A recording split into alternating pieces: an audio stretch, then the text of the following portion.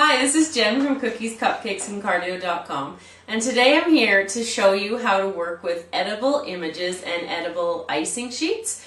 We have been using in our cake making extravaganzas that we've been going through a company's products called Icing Images. And there are many out there, and this is the sole one that we've been trying, and so far we have had a positive experience with it, and we just wanted to tell you a little bit about what you need to do if you want to get into using edible inks and edible images to add a little bit of flair to your cupcakes or cakes, and cookies too as well. So the first thing that you need to get yourself is a brand spanking new printer. And the reason for that is obviously you can't be pumping through edible ink after the chemical ink has already gone through, because you would kill your clients and your customers. That would not be a good thing. I don't think you'd have a lot of repeat business. But before you purchase yours, and we found a Canon that worked well, you have to make sure that the ink cartridges are compatible with the type of printer that you buy, because not all of the edible ink cartridges will work with all of the printers that are out on the market.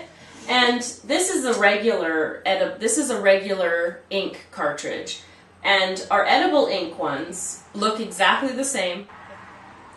So when you get your ink cartridges, the instructions will tell you how to set your printer so you have optimal output on your ink.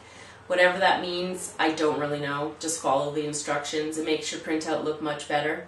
The one thing that we have found with printing with edible ink is your image that's on your computer screen isn't always necessarily what comes out of the printer. The colors tend to be a little tiny bit off, so just be aware of that if you're matching base icings or whatnot. And we found that printing people, it just puts a slight little tinge to them. But obviously working with your printer, you'll be able to find the ins and outs of that. So what's up next after the ink? You've got your printer that's compatible with your edible ink. The next thing you need to move to is ordering yourself some edible sheets. So Icing Images, what we've got so far are regular 8.5 by 11 size sheets. They come in this nice box in a sealed, almost like a Ziploc type of bag. It's important to keep this bag closed at all times because it does keep your sheets from the air. We also have legal size ones, the nice big ones for your sheet cakes, your half sheets, and this one is 8.5 by 14.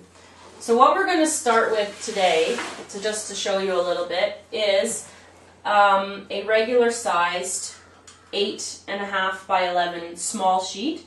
So you can see that it just looks like a regular piece of paper. It's very fragile, so you want to be careful. We've had the corners break off of some of our sheets. You just want to handle it as if it was a fragile piece of art. So you want to slide it into your printer, just as if you would a regular sheet. Wait for it to grab itself. And the first image that we're going to print today is this one of one of our clients wanting to give a surprise present to one of his clients. So all I have to do here is set up, is press print, and fingers crossed, hopefully everything works. So then we sit and wait for it to print.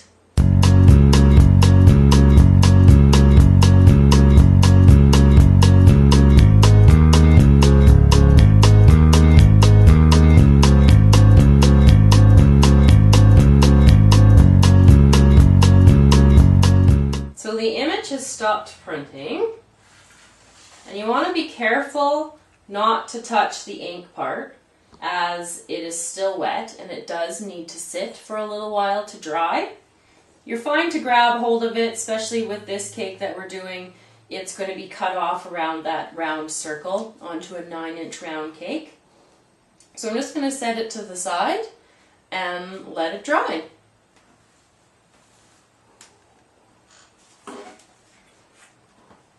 Next up, we are going to print a large 8.5 by 14 image for another client, and we're going to do a close-up of that for you.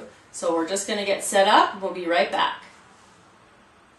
So we've now loaded the printer with the larger A4 size paper, and we're going to print this new image.